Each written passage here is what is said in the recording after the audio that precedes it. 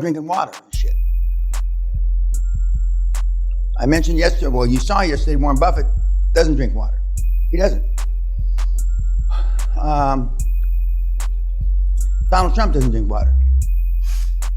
I was at a meeting just before Corona in New York and in Los Angeles about my showbiz, is my life, the showbiz things. And I was in 22 meetings. I asked for coffee in all 22 meetings. 4 or 5 of them didn't have coffee in their offices anymore. They had to go to Starbucks or someplace to get me a coffee. They didn't have plastic bottled water, but glass bottled water, because plastic's supposed to be bad for you, I guess, right? And the kids were all from the age of about 28-ish, 9-ish, late 20s. Thank you, Jim. To late 30s. So that's kind of millennials, I guess. And millennials plus a little bit of somebody else.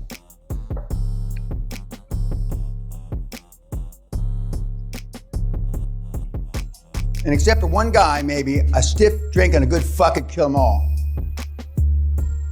A stiff drink and a good fuck would kill them all. They were all cunts.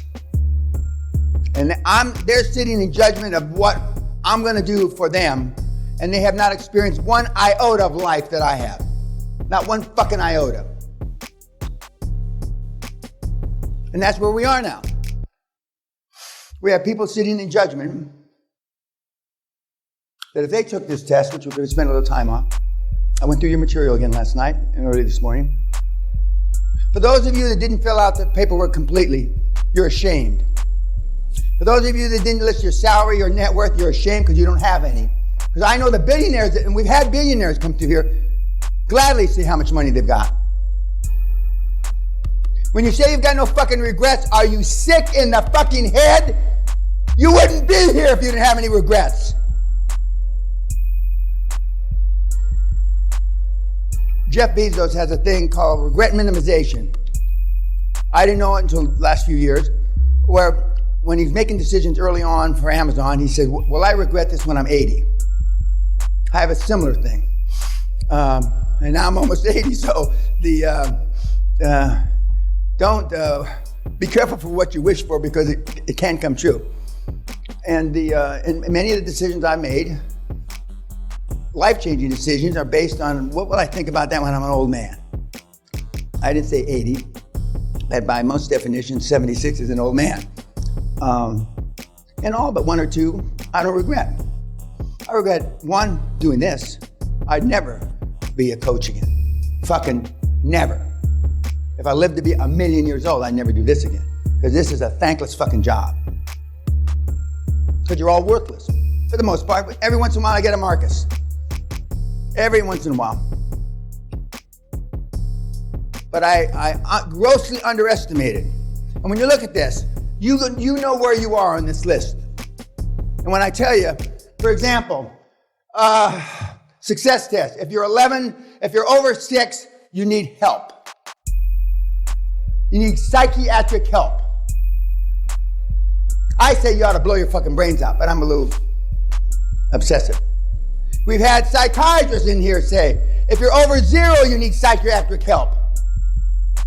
Over 0! But I'll get back to that in a minute. You can't be 21, the youngest, and not have some regrets, at least 1 or 2. Although some of you said you have no regrets. And what's even funnier, you say your parents have no regrets, which is a fucking joke. You're the regret. Then when you go down the list, what are your parents' regrets? Getting married to my father. Having me. It's been proven that in the first trimester, at the end of the first trimester of life, the first 3 months that you're pregnant, you're in your mom's tummy, you can hear your parents. You can hear their voices. So let's just take an example. They're in university together, or they're someplace together, and he comes home from work or comes home from school. The case I'm thinking of, he was a pre-med student, and she says, this is before we're pregnant. I could give a whole seminar about we're pregnant shit instead of I'm pregnant. But I'm pregnant, honey. and he starts screaming at her, "You stupid slag, why don't you keep your fucking legs up?" Well, you heard that. And then you wonder why your dad treats you the way he did, or does. At least a quarter of you, the regret that your mom has is marrying your father. And then you list no net worth or unanswered. And this is what I got to work with. And yet, by the grace of Allah, I get the pig fucker. I'm going to do a statue to him right out in front here. Him with a pig face. It'll look something like, if I did the slides right, someplace the pig with a lipstick on its lips is going to be showing up, probably in the wrong place. Guys, you're not well. And the sooner you come to the realization, and the gals, when I say guys, it means everybody though. The sooner you come to that realization, that's the only chance you've got. Because taking this program out in the real world is a hard son of a bitch. Not impossible. 2 or 3 countries in the world, it's really even tougher. I've already mentioned those countries. But this isn't a fucking joke. And the guys that take it the most serious are the ones that are the most effective. You may think Andres is no great world-class salesman, but $50 million in December, 50 million euros, that's significantly better than the average rum-dum Nimrod sitting in this audience. It's not a fucking joke. And those of you that didn't fill out the things, it's because you're ashamed. I want to make sure I make that crystal fucking clear. It's not because you're proud of what you've done in your lifetime, I assure you. Now, you all turned in this test, or tests, I should say. Success test, depression test, optimism test, snowflake test, super success. We have Ein, zwei, drei, vier. 4 super successes in the room.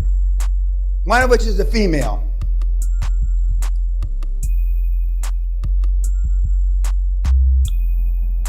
And the rest are default or fucked. If you're default, you're fucked anyway. But we decided to make 2 categories. Now the success test, I wish that I invented it, but I didn't. 2 psychiatrists from Boston University invented it about 35 years ago. The depression test, optimism test, I've taken from other tests. The snowflake test I made up, and the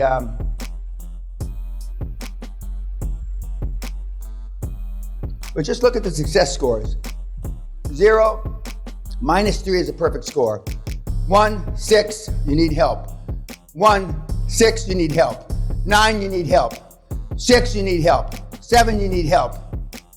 0, 3, they say you don't need help, but I say you need help. 4, they say you don't need help, but I say 9, you need psychiatric care. 1, 11, you should be committed.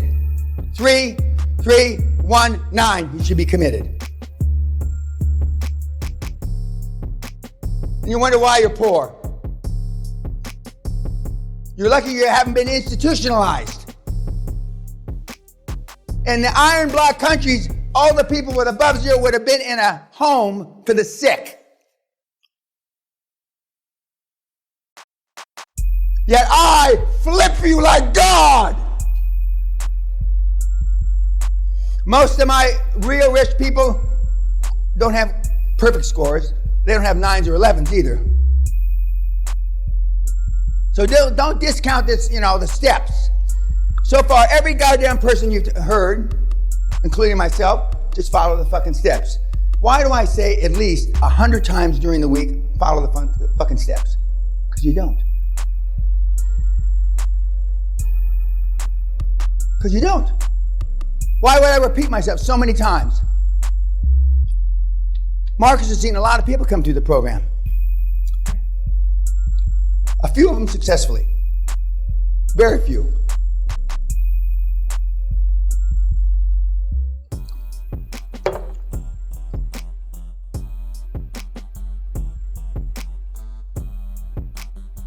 Normally I cover this slide at the end, but having gone through your paperwork again last night to see how fucking sick you really are, we're covering it early. I'm surprised, it's a shitty thing, because I'm surprised some of you haven't killed yourself.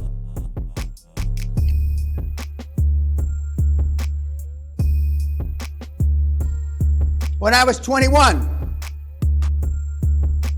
22, and I forget some of the other ages, I was already a high performance person. I wasn't looking for any Dalai Lama to fix me. By the way, how many got invited to the Dalai Lama's 80th or 85th birthday here?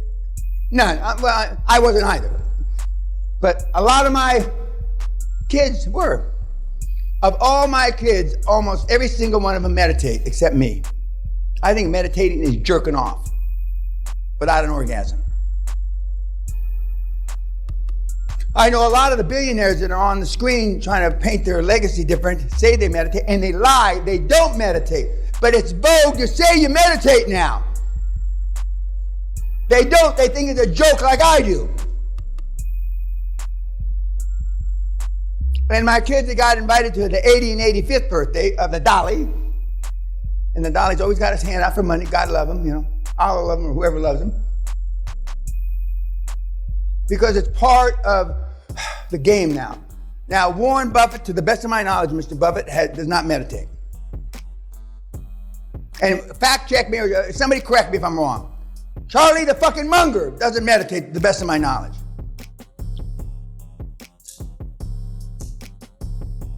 And they're not lying to be friends with you and telling you they do.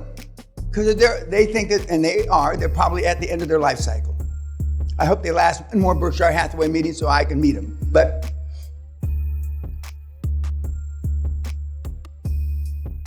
even though we have flipped people up to 77 years old, the older you are, the harder it is because of the baggage you've got. And baggage is negative, not positive. And the reason why we're so successful at flipping youngsters is because they have less baggage. But some of you, even the young ones, and I know even the ones that filled out the paperwork 100%, it's not 100% accurate. Because we used to go back and fact check them. Now you don't know this, but we have pictures of your house. We went and got pictures of the address that you listed. So to the extent that those addresses were correct, I know where the fuck you live. I know what the fucking shack you live in looks like. Years ago, we asked you to have a picture of, I'll explain to you why the pictures of the hand later, but they're in conjunction with this. We asked you to send a picture of the home. We got lies. And if you didn't send it, it wasn't answered, it's because you live in a fucking, and I'm not saying, because I've lived in a mobile home. It's because you lived in a mobile home, or worse. So why would you be ashamed to show Mr. Pena and his staff that you live in a fucking mobile home park? Mobile home. Some of them didn't even live in mobile home parks. They lived in mobile homes on side streets. Why wouldn't you tell me that? Right? You're ashamed. Some of you in this room still live at home. We're going to show some stats later. I don't understand that. When I was a kid, I could not get out of my fucking house fast enough. I live on the street. I'd be homeless. 27% of the people less than 30 live at home worldwide. I don't get that. I don't care how motherfucking poor I was. But I always found a girl to live with. And since you can't even get your pee-pee wet, if you have to live at home in Glasgow, you ought to kill yourself, okay? If you can't find a slag slut to live with in Glasgow, you ought to fucking kill yourself. Even the one that hit me with a brick, the big tub of shit that hit me with a brick 30 years ago. Now, we're not going to send the paperwork out again because I don't really give a shit about your real answers. You speak volumes when you don't answer the questions. Marcus made a comment yesterday I think part sarcastically, part for real. Nobody's asking any, he didn't say fucking questions, although he does swear. I know you may think he's an angel, but I know better. But nobody's asking any questions. I said, because they're all afraid. When y'all got up to take a pee break because something I forget what got fucked up. Yet, the people that ask the most questions fail. The higher probability, they fail. I told you the people that don't take the most copious notes have a higher probability of failure. I mean, altogether, you haven't filled up one book with notes. And you wonder why I say you engage in self-sabotaging activity.